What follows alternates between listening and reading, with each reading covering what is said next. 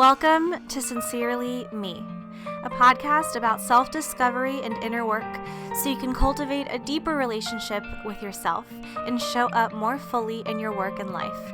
My name is Tallia and I'm honored to be your host. Well, we are starting this podcast in true Jason and Tallia fashion, which is with laughing. Hi, everyone. Welcome to the podcast. I have a dear friend here with me who, you know what, Jason, I'm going to let you do the intro. For the podcast or for myself? For both.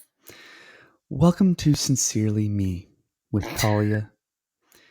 Today's podcast, we're going to introspectively examine the meaningful life, the laughter, the humor, the suffering, the pain, the joy. Oh my God.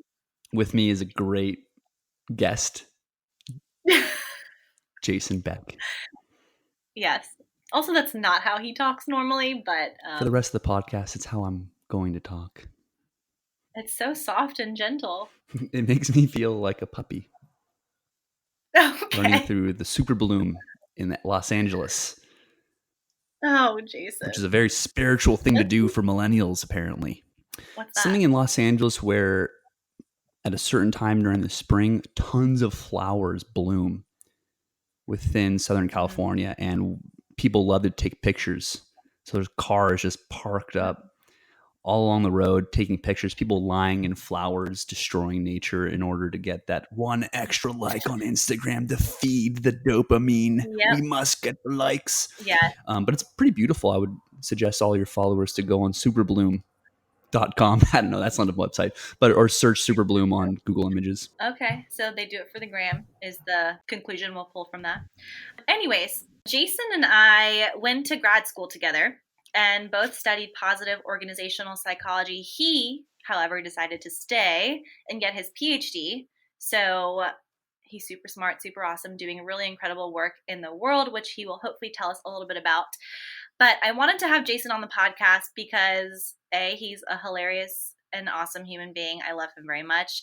B, because he is all up in the world of self-discovery, inner work, and all the things that this podcast is about. So the topic we have decided to discuss today on the podcast is creating sacred rituals.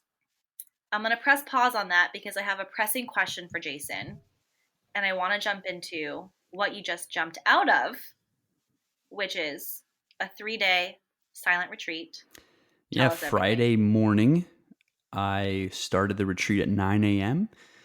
and we followed companionable silence, it's called, which usually in the retreat sphere, there's something called noble silence, which people may be familiar with, in which you don't even look at anyone's eyes. You look at the ground the whole time. You try to even minimize your own thoughts. So don't talk to yourself as much as you can. Don't talk to others. But the companionable silence that they were suggesting was you can do a friendly nod. You can do things to communicate that are needed, like asking people about where the tea bags are because you need a little green tea to not snore during meditation, because we don't want snoring meditation. So there was a little bit of companionable silence, but for the most part, it was no talking for the whole weekend. So I want to know more about why you seek out these types of experiences for yourself and what you took away from the weekend. And then we'll talk more directly about routines and all the stuff we have in store. It definitely interweaves with routines, because in that space of the weekend, I made it sacred by having that intention to say, I'm not going to use my phone. I'm not going to talk to people. Now, no one was enforcing that upon me. I put that intention myself. Now, that is a power. No one was really enforcing that. And so that's a transferable quality of mind that can be placed at any moment. Now, when we set aside a weekend, it's a little easier. And when it's infrequent, it's easier. to say, I'm not going to do X, Y, and Z this weekend because I'm placing it to be a sacred moment. Now, the question is why? Why would I go seek out this opportunity to not talk and practice meditation 3-4 hours a day with walking meditation 4 hours a day and mindfully eat and withdraw from any external stimulation the best I can? I think it starts with my brother, who's a lawyer, saying, Jason, what are you doing? Why do you need to recharge from life to go into this? Why you don't? Your life is fine. You're fine. And I don't see it as a de-stress or as a recharge. I see it as an investment. And I don't like to use financial metaphors that often when it comes to the mind or relationships with people or things like that, but it is very helpful. It's an investment that will accumulate interest over time. How am I going to invest in this weekend so that it sets up my life to be a better ease going forward? Can we carve out space to become stronger, more resilient, more grounded to the people we love, to do things that we want to do? So my big part of this retreat was I want to spend more time doing things that I want to do that's aligned with my values. And we are humans, so we're not going to be perfect ever. I'm going to act out of alignment many times. How do I deal with acting out of alignment? What is my relationship to that imperfect self? It's not perfecting the self. It is the relationship with the imperfect self that we can improve. I love that. Can I tell the story about the party we went to in grad school? Man, we went to some good parties, so I don't know what you're talking about. Which part? No, I'm just kidding. We didn't. Our party was like a bottle of wine. It's like, whoa, we're going crazy tonight. Yeah, so go ahead. Okay. So my question that I came to you and asked, so just for some context, when I first got to know Jason, I had this sense that he was someone who was always striving to become better. He was always setting these goals for himself. I'm also talking about you in the third person. I'll just talk to you directly. You were constantly striving to do something better or do something more or improve yourself. And it was apparent in the way you spent your time. It was apparent in the things you talked about and just in like the way you existed in the world. And I really admired it. I found it I hadn't seen someone who wanted to improve themselves with such passion and such zest and excitement. And I remember we were maybe around like a ping pong table. People were playing beer pong or something. I don't know. Anyways, I came to you and I said, isn't it exhausting? Oh, I remember this. To always be striving to be better. Like, when is it enough? Like, what drives that for you? But also, yeah, when is it enough? And aren't you like, isn't it tiring? Yes, that was my answer. I was like, oh my God, is it tiring? Yeah. And in that moment, in that stage of development of my journey, you're right. I just wanted to keep developing myself, get better. And I was chasing perfection. I was chasing that seamless life of, oh, my creative work is perfect and my flowing linen garments are so stylish and I'm levitating and I'm charismatic 24/7. I don't need sleep. I meditate and I only eat avocados. Like, that's not real life looking back at it. And I did have this interest for self-improvement. I loved self-improvement. And it's exhausting, as anyone knows, people who are really good with goal setting and do goal setting a lot know this feeling of setting so many goals and not being able to achieve every single one of them because life is not perfect. Life does not always go the exact way we want it to go. No matter how much we can control all the variables in our sleep and other people, something will go wrong. Something. Or not wrong. Something different will come up that we could not have planned for. Right, because that's a great correction. It's not wrong. It's just that the anticipation is different than the The expectation. expectation. Yeah. Right. Because where I got into a lot of trouble was anticipation. Anticipation and rumination are probably the two biggest things that I go through that lead me down that road to that dark alley of wrong area, the wrong side of the city where I don't want to spend my life. And at that moment, I was anticipating and trying so hard. And I think the big shift over the last few years that have helped me has been this recurring theme of, instead of self-improvement or working on and developing and perfecting the self, it's what is my relationship to the self? What is my relationship to life's difficulties, to the challenges? It's not erasing all negative thoughts or erasing and deleting imposter syndrome. It is what is our response to those moments when they come up. We cannot get rid of failure or anxiety or stress, because stress is good. We need a stress response in light of challenge. Like, it's healthy and it's good for performance. The Yerkes-Dodson curve comes to mind, where you need a certain amount of stress for optimal performance. Too much stress, of course, you'll burn out. Too little stress, you'll be bored. You need a certain amount of stress. So how do we deal with stressful moments? What is my relationship to that? Instead of this developing and constantly growing, and that's exhausting, it's how can I treat myself with kindness more? Yeah, and that's exactly what I was going to talk about next, is how can you meet yourself in those moments of, okay, here's where I know I want to be, here's where I'm at now, instead of being angry with myself or judging myself, how can I meet myself with kindness, with compassion, with grace, and be patient with myself and recognize where I'm at, appreciate where I'm at. Where I'm at now is not any less than or worse than where I ultimately want to be. It is where I am, and that's it. Right? This is the only point in time we have. But it's releasing, it's letting go of the judgment, but also finding the balance that comes with wanting more for yourself at the same time. Wanting to develop and having sense? this quality, which from a Buddhist perspective is called equanimity, which is letting go, which is letting come and go.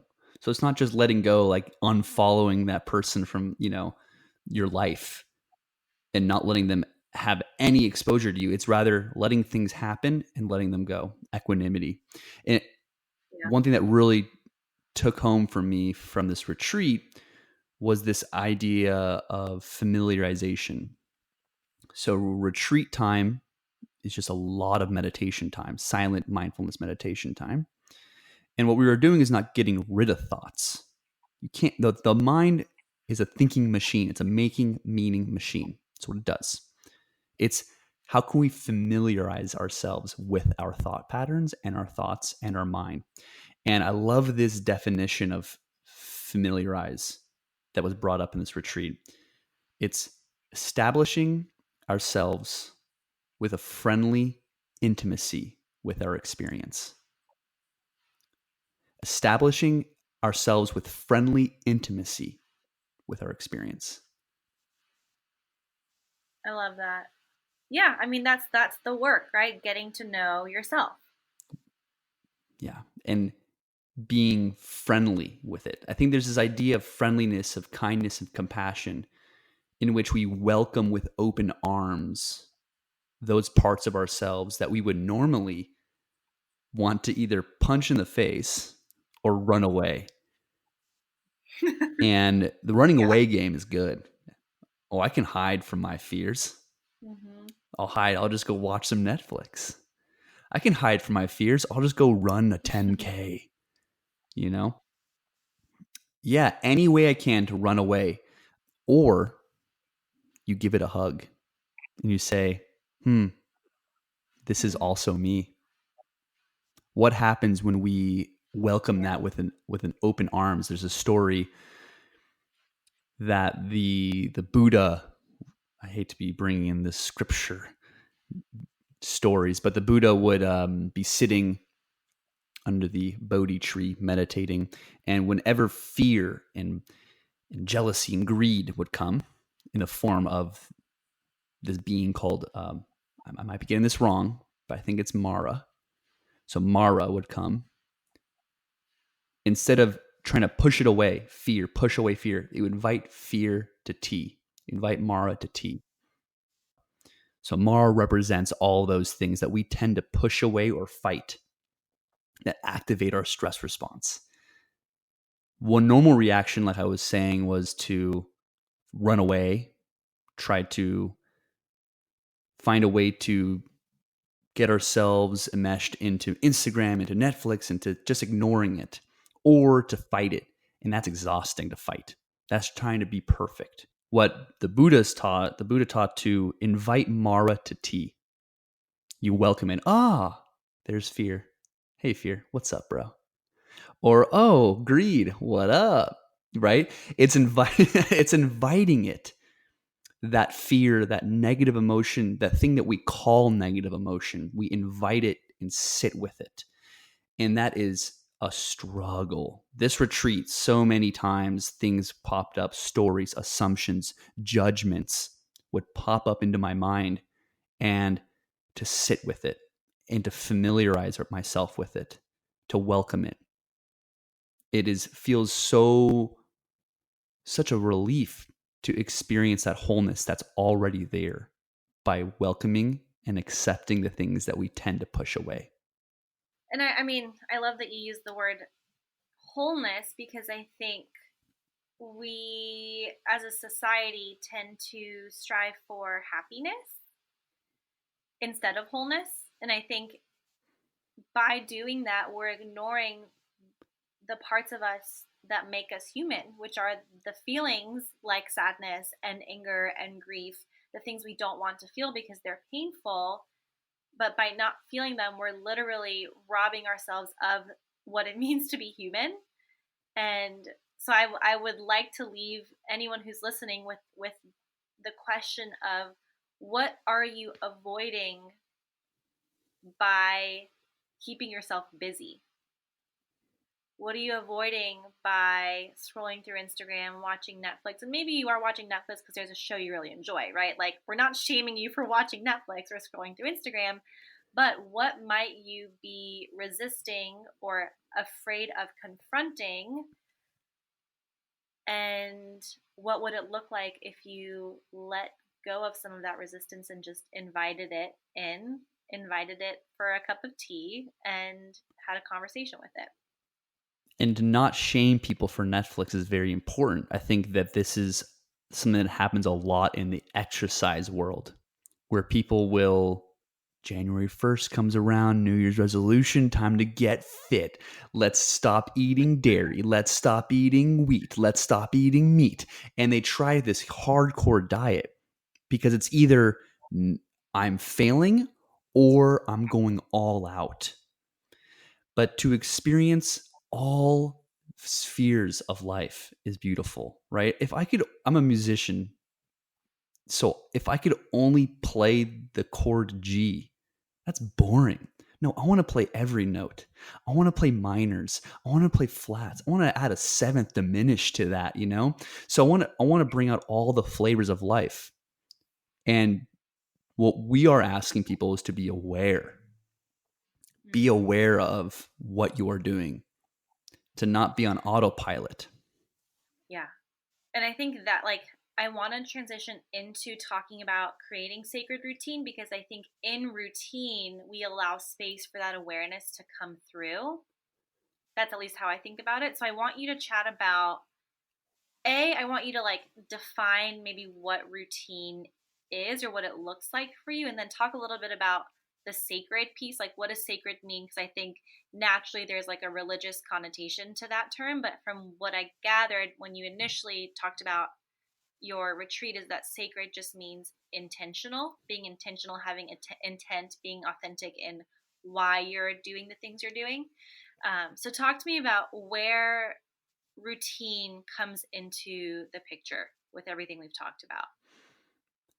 I think that we do routines naturally all the time to save energy. So what the mind is doing all the time is figuring out, how can I ease attention on this activity?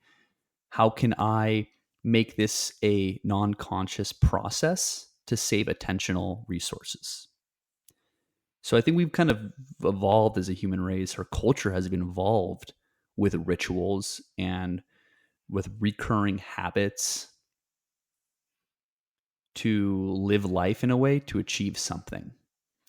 So the best example for this is, in my eyes, is the morning ritual routine of getting ready for the day. Hygiene, right? We shower, maybe you'll comb your hair, hopefully you brush your teeth, and you do everything that you need to do to have good hygiene.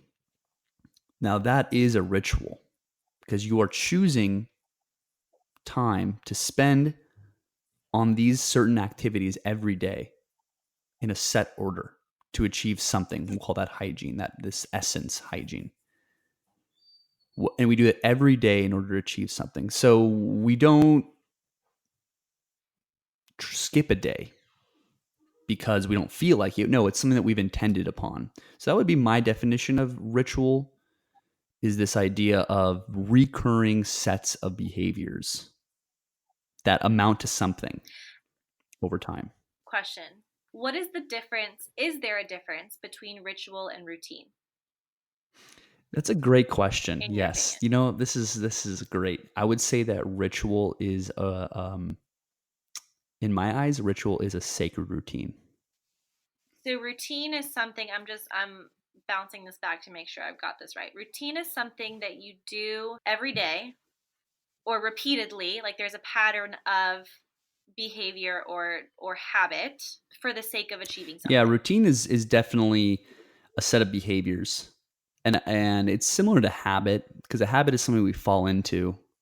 But I think that a routine has to be more intentional. In my eyes, it's not, this is my routine of the negative habit that I do. I would say routine is a very intentional thing that you're trying to do every day in order to get somewhere. So like a routine, like a work startup routine: clean your desk, make your coffee, get your water, set your task list out, set a number of actions to get to this optimal state. So speaking from experience, I know that routines are important. I want to create more space for rituals in my life, but out of habit, my days, I'm having a really hard time creating intentional routines.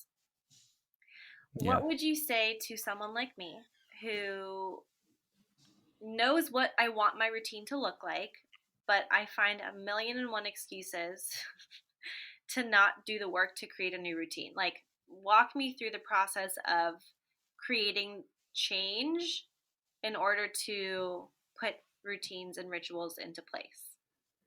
My first step would be to clear up mental space by doing one step towards the direction of the ritual you want and make it sacred. What does that mean? It means to not do anything else while you're trying to do that one thing. Okay, so that makes it about focused attention then. Yes, in a way. Yeah, it's sacrificing other things. It's a focused one directed amount of attention onto something. Okay. And when we sacrifice our other things, it makes it more meaningful. Mm-hmm. If I sacrifice time on my phone in order to meditate, then that time is no phone time. And what happens when we turn our phone off during that time for a ritual? What happens when we don't talk to anyone during that ritual? I think that when we set the boundary conditions, it becomes way easier. So the one way that I want to create habits is on this dichotomy of making it easy and difficult. So exercise should be easy and difficult. It should be easy to go to the gym. That should be flawless. If it's not easy, you're doing it wrong because you're going to get burnt out. Yes, can I just quickly, I had a realization this morning because Parsa and I are going to the gym to meet with a trainer 3 days a week at 7:30 a.m., which to you, I know, Jason, is like, that's so late in the day. But for us, it's like painfully early because we now have to wake up at 6:30, which means we have to go to bed around like 10 or 10:30, and we literally eat dinner at like 9 p.m. Like, it does not fit our lifestyle, and I find myself being more stressed and anxious about the next day because I've made it difficult. Like, it feels hard and heavy to work out Yeah. now. Yeah. And we went to her this morning and said, we need to change our time because this is something we want to create a routine out of, but it takes more energy to get here than it does during the workout. Yeah, I mean, we're unpacking a lot here, right? Because there's a Yeah. lot around this sacred feature of it and the ritual feature. I really do believe that if things are not easy, it will not happen, and you have to Yep. do them repeatedly. So, starting a workout routine at 7:30 a.m. Great, fantastic. Even if the best way to do it is to only have a 30-minute workout, just to start really small, and to go to bed really early, and to be very clear on the value structure behind what you're doing, because the values is what makes it easy or makes it difficult. It makes it super stressful or makes it effortless. Well, that, and like for us, it's not just about working out at 7:30. It's about all the other things that we have to do to make that happen. Like, we had to take the dog to daycare before our workout. We both had to drive separately 20 minutes to the gym. Like, it just takes a lot of other, there are just so many moving parts to it that it doesn't stand alone. Mm-mm. It's a part of a bigger lifestyle.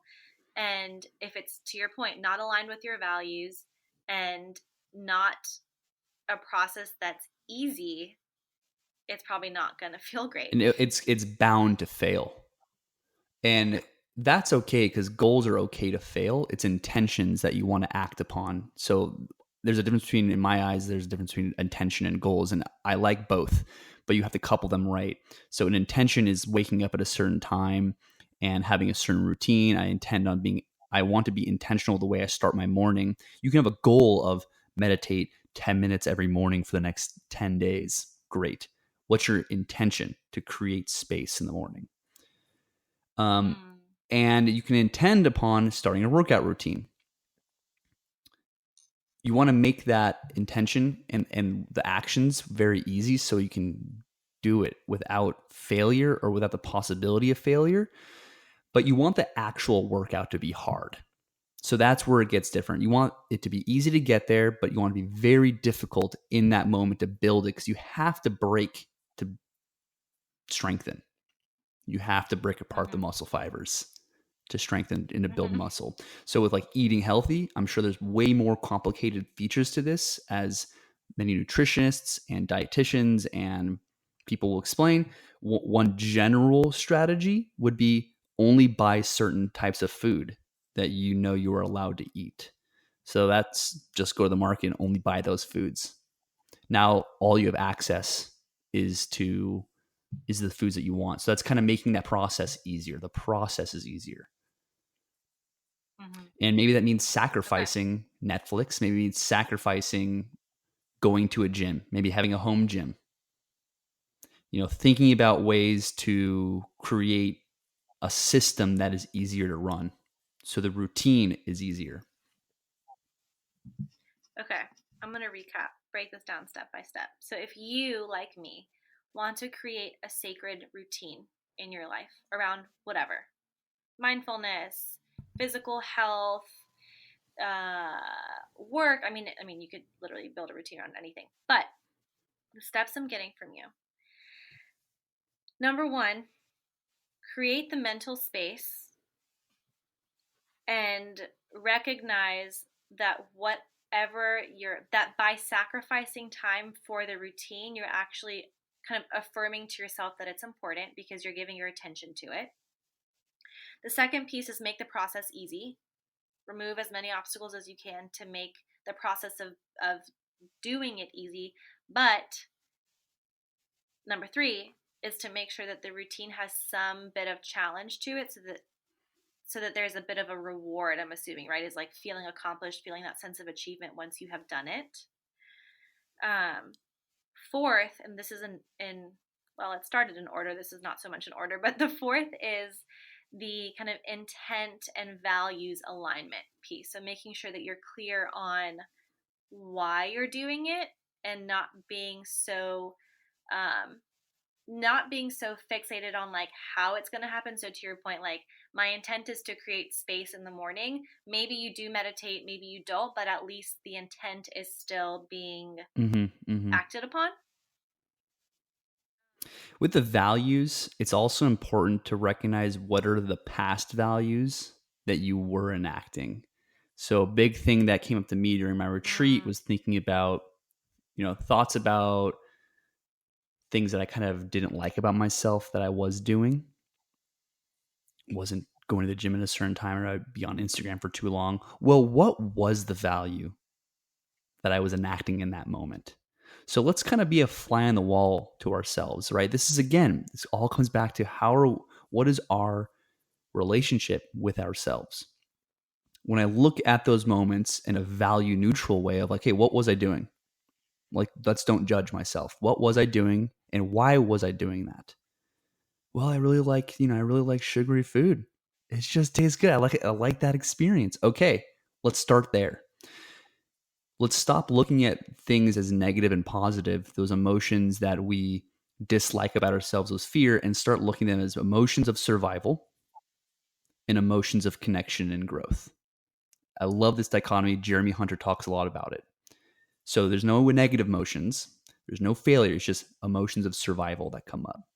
Now, why was I doing that? Why was I reacting to this person this way? What emotion of survival was coming up and why? What was the value behind it? And then same for emotions of connectivity and growth. And so once we map out the values that we were enacting and the values that we want to, we can then go forward with a fuller understanding to be intentional with how we want to behave. Yeah, it comes down to how do you spend your time and how is that a reflection of who you are? Okay, I also want to just ask you, because I'm always fascinated by the new routines and cool things you're trying out in life. Well, tell us a couple of the routines that you are either that you've mastered or that you're starting to put into place for yourself. I love my morning and my evening routines. Oh, they're just so fun. It's just so much fun. So I'll share. Oh, they're both so good. You can share them so both. Good. I'll start with my evening routine. Okay. Because that's the step towards having a good morning routine. You got to have the only way to wake up nice is to go to sleep really nice. Can you just come fix my life? It's so nice. So I'll turn my phone off. This is an ideal world. Okay, disclaimer. This happens maybe 50% of the time that this goes down. I love you for saying that, because the assumption that I myself made, and that I'm sure a lot of listeners, like, what makes starting routine hard is that we assume what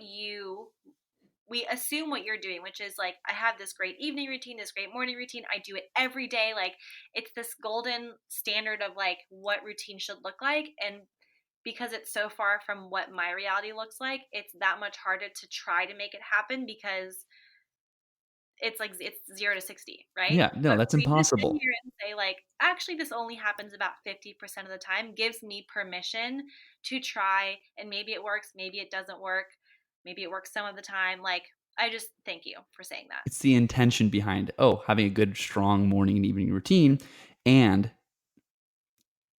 I will make everything come together 50% if less than half that time. So I have parts of it that I'll pull what is available, what feels right in the moment. So I start off with, should I go into it? Yes. Okay. Please. Turn off my phone at 8 p.m. Ooh, that's at a great moment. You turn it off like completely? Or yeah, I turn my phone off. Oh my God. Yeah, I used to do airplane mode and I was like, no. I'm going, so my baby step towards this has been, I'm on do not disturb 24/7. So if I get a phone call, I'll hear it, but if it's a text, I won't, because no texts are urgent. Anyways, continue. That's great. That's a really good method. So I turn, because my alarm clock is analog. I have a little analog alarm clock that I bought on Amazon that's with batteries. I love it. Just bought it recently. We're gonna link that in the show notes. Oh my God, it's incredible. It's a game changer, guys. It's like $10 and it's amazing. Oh, it's so good. So yeah, I'll check my calendar. I guess before I turn my phone off, I'll set up what do I have to do tomorrow. look at my Google Calendar. What are the most important tasks I do for the day tomorrow? Very lightly, I schedule the tasks that I have to do, not in any particular order, but I try to plan my day out for the following day. Then I turn off my phone. And then I will set my alarm clock, do that whole bit. Hygiene that we talked about, brush my teeth, floss, that whole good stuff. And then I will stretch it out a little bit. So I'll do a little cat-cow. Maybe I'll do a little bit of foam rolling on the legs. And then I'll put my feet on the wall going up and my back on the floor. And I'll just sit there for about 5 minutes. That is the most relaxing thing ever. So, like, your butt's against the wall. If anyone needs a visual, your butt's against the wall. Your legs are, like, straight up, feet pointing towards the ceiling. And all the blood rushes out. Oh it gets rid of restless leg syndrome, which I had a big difficulty with. And so that just relaxes completely. And then I will pull out my induction mat. If this is like an acupuncture mat with a bunch of spikes on it. And then I'll lay on it for like 10 to 15 minutes. And it's so soothing. It definitely hurts a little bit, but you get used to it. And it's really relaxing for the whole back, especially when you do back day at the gym for us bros. Hey, I did back day today. You're a bro. Jason, you should stop talking now because you're about to get yourself into a lot. I think bro is gender neutral, like the fist bump. Girls do fist bumps and guys do fist bumps. But we all know gym bro behavior. Okay. Yes, okay. Did I dig myself out or did I dig myself further? You are a little red right now. I almost went there with the bro. Oh my God. Okay, so you do that for your back because back day. And then I will feel very relaxed at that point, and I'll go. Now this is the ideal world. I will meditate for about 20 minutes in a chair. Mm-hmm. And then I'll get into bed and read something that I enjoy reading until I fall asleep. Yeah, it sounds like your evening routine is like the intent there is really to put your body into relaxation. Oh, completely. Mode. You cannot jump right into bed. And you just can't. Your mind, there's two general, this is very unscientific way to explain the literature, but there's two general modes, qualities of mind, where there's a conceptual mind and there's a perceptual mind. The conceptual mind is always looking at concepts, ideas, tinkering with thoughts, problem solving. It's really good at, let's get all the variables out and let's problem solve. When that thing goes on haywire, it's like rumination. That's haywire, right? Mm-hmm. We've all been in bed thinking about all the miserable, terrible, embarrassing things we did in like 6th grade. So that happens. And that starts wiring, it starts moving, and that will cause a lot of issues with sleep. You want to get into the perceptual mind, feeling, get into the body. That's where all the gold is. Into the body. How often do we know how we're feeling right now? If you're listening to this, how are you feeling right now? In this moment. And if you have trouble with that, you can start identifying senses to get you into your body. So right now, 5 things you can hear, 4 things you can feel, 3 things that you can see, 2 things you can smell, and 1 thing you can taste. And that will help you get into this moment right here, right now, with how are you feeling and perceiving things. That's why they say that it's good to read fiction before bed, because fiction is less problem solving and more into the storytelling. It depends on who you are. I actually like to read nonfiction more often. But I get to a certain point when I'm reading at night, when I'm in bed, that I'm falling asleep with the book in my hand. And that's when I know, close the book, time for sleep. Mm-hmm. Okay, can we and then when I wake up, my phone is off. And ideally, I will go straight out of bed into meditation. Like that's what everyone who is a meditation teacher, many people will say that's a great way to start the morning, is get into that perceptual mind as quickly as possible. And then I will ideally, it depends on how my body's feeling, but I usually will stretch. But what I've noticed recently is that I'll get coffee first because I love coffee. And then I will journal while I'm drinking my coffee. Just whatever's coming up in my mind, whatever is coming up, just write. That's the purpose, is just to write, to get that creativity flowing. Open up the channel, open up the dam, let it flow. It doesn't have to be insightful. It doesn't have to be glamorous. Just write. And I'll just write a page while I'm drinking coffee. And then after the page, I'm done. I get up and then I will start to stretch. Also my coffee routine is very ritualistic. I put like the butter and the coconut oil and the herbs into it and all that stuff. And so when I get ready to stretch, I'm feeling really awake. I'll do like a little yoga, a mini workout routine just to stretch it out. And then if it's a workout day, I'll go to the gym. And it's about 7 a.m. at this point. So I'll go to the gym. And then after the gym is when I start my day.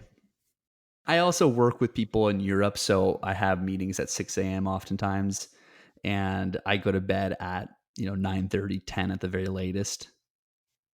Yeah, you're so right that morning routines start with your evening routine. Yeah, there's no way we can wake up early.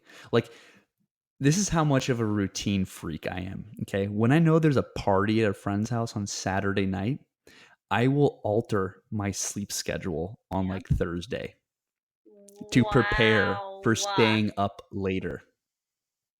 Wow. So I think very far and ahead with that, because otherwise I'm just tired, and I don't like being tired at people's houses. But that is intentionality, if nothing else. Like being proactive, planning ahead of time, knowing yourself, knowing your needs, and changing the way you spend your time based off of it.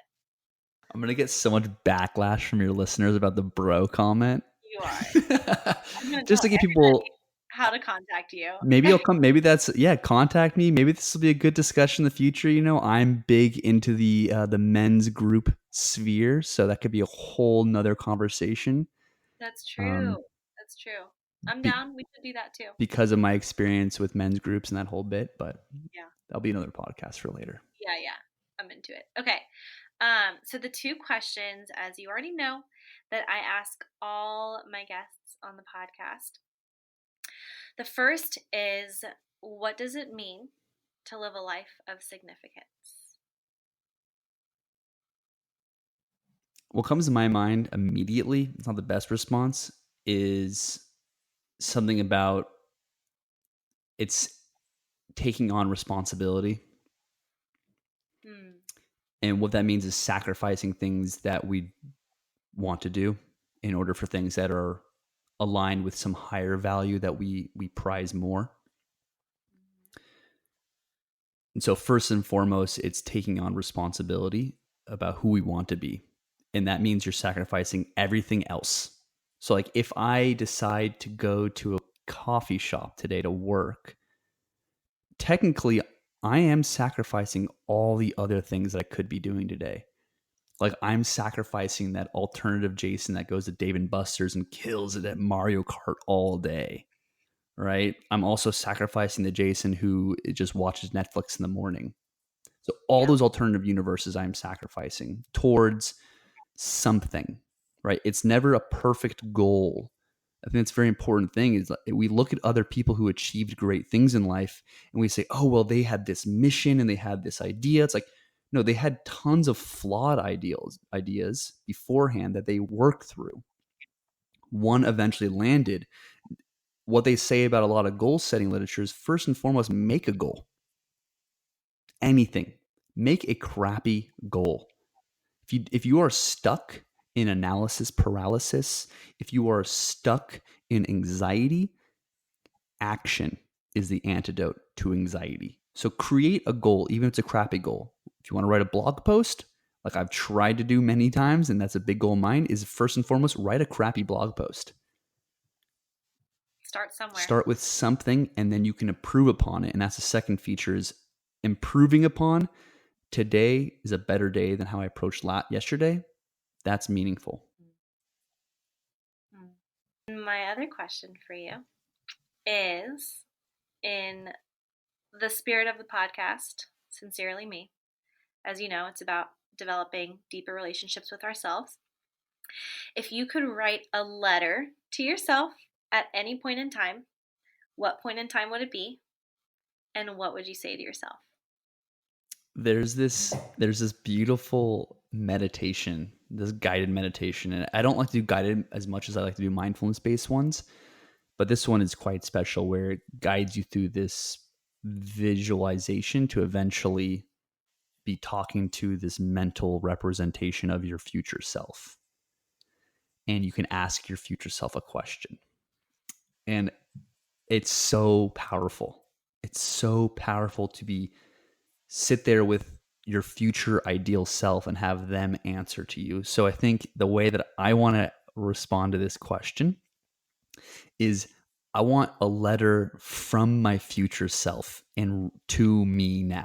And I've done this meditation a few times, and it's like almost the same thing. It's so funny. We have these recurring things that happen in each of our lives that we know is the answer deep down. We know these things keep coming up. Our journey, our personal journey, our own hero or heroine's journey comes up. It's all unique. And mine keeps saying, "Dear Jason, relax, man. Patience. Dude, it's all going to happen. It will. It will literally all come to fruition as you want and as you desire when you are ready. And all you can do now is be patient and work on the thing that you want to work on today that you see as valuable, the relationship that you want to work on, the person you want to be with, the person you want to be, the kindness that you can practice. Like all you can do is what you can do right now today. So with that, stop practicing with the future thinking so much. Stop trying to build, what am I going to do in a week? How is this going to actually align to something big and momentous? No, patience. What can you do right now? How can you work a little better, a little kinder, and interact with people right now so you can enjoy this moment? Because you don't need to plan everything. It's all going to happen. Yeah. Sincerely, future me. There it is. There it is. Boom. Oh, man. Yeah. I'm obsessed with you. Okay.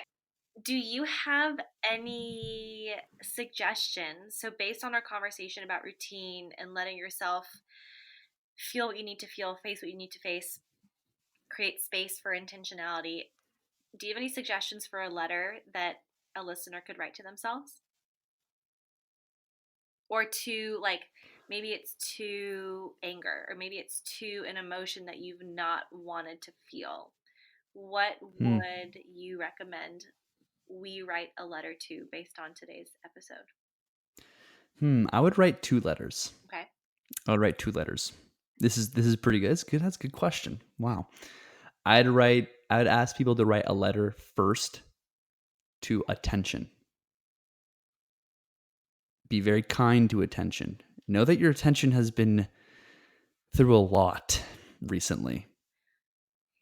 And write a letter to attention with that and just develop this friendly relationship. The second one would be write a letter.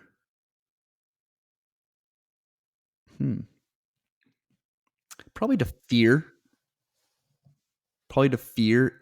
And write it in a way to welcome it as if you are talking to a friend, a deep friend that was hurt.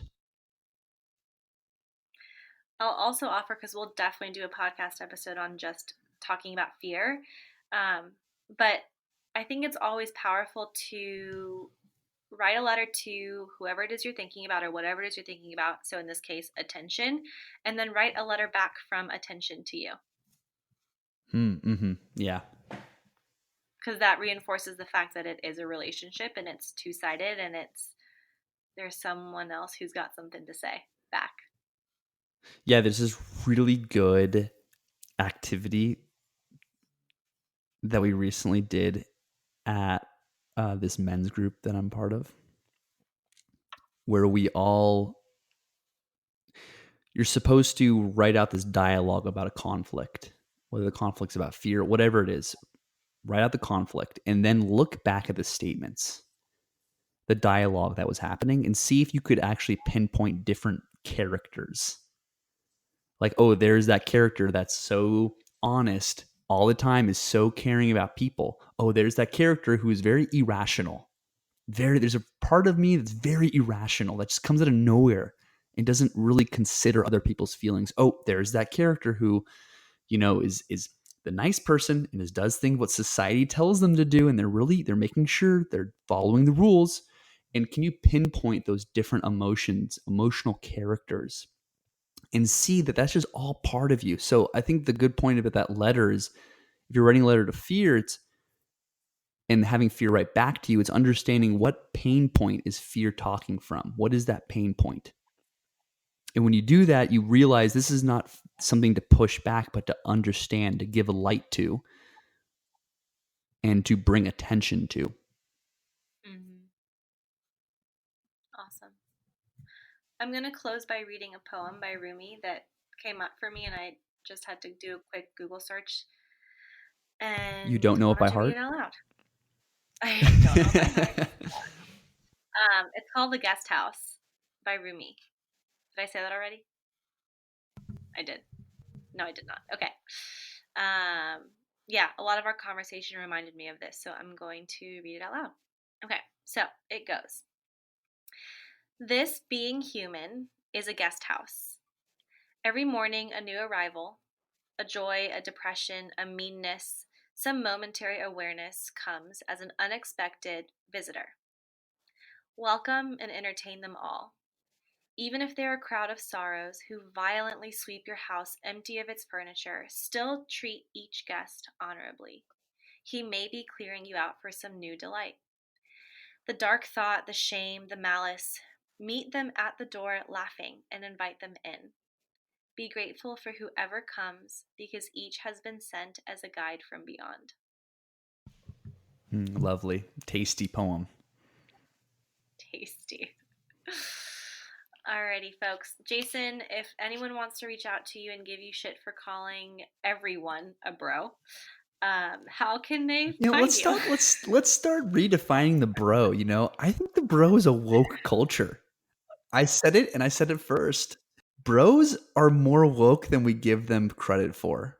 They want to connect emotionally, okay? They want to make sure we connect wholesome to people. Get to know people. Trust me. We'll talk about bros another time. Okay. No, but really, if people want to reach out and ask to give you love. You can, I'm back on the gram after my digital minimalism, so you can contact me on Instagram at jasonbeck.life. Cool beans, dudes. Well, thank you for tuning in. As always, you know where to find me on Instagram at Tallia Delju. And we got some great folks like Jason lined up for some awesome conversations. And Jason, you will be back in the lineup for sure. We got some we'll things see. to talk about. We'll see what the people want. Give the people what they want. Yeah. If you liked this, let us know. Subscribe, rate, review. Give Jason some love. Give the podcast some love. And write a letter. Or critique. Or compliments. I take both. We'll take both. If you want some more spiritual broness, say it. If you got your fill, say it. And if you take some time to write a letter to yourself, to attention, to fear, future, past, present self, whatever, if you want to share it, I'd be happy to read it on the podcast. We can explore that. Yeah, that just came as an idea, but I'm into it. Love it. You all write letters. I'll read it on the podcast. It'll be this whole fun thing. Down. I'll start. Yeah. I'll read Jason's letter next time. Well, I hope you all enjoyed that super fun conversation with Mr. Jason Beck on creating sacred routine and the importance of rituals. I wanted to follow up here with 2 bits of information. The first is, if you decide to write any of the letters we suggested on the podcast and on any podcasts moving forward, I just went ahead and created a brand new email address dedicated to just the podcast. So if you have anything you want to send, if you do write any of the letters and you want me to read them on any podcast episodes, you can send all of those letters to sincerelymepodcast@gmail.com. That's sincerelymepodcast@gmail.com. And then lastly, I wanted to announce the winners of our giveaway. So for any of you who sent me a screenshot of your podcast review, you were entered to win a coaching session with me, and I went ahead and chose 2 lucky ladies, and the 2 of you who I chose are both Anne Wang and Maura Gallagher. So congratulations to the 2 of you. I will follow up via Instagram to go ahead and schedule those sessions. Stay tuned, you all, for next week's conversation with Miss Dara Brustein. We'll be talking about learning how to dream again, and it is just such a wonderful conversation. She is so much fun to talk to about these topics, and her and I came down to decide on dreaming as our topic of conversation. So I hope you all enjoy and create some space over the next week for some sacred, intentional routines. Sincerely, me.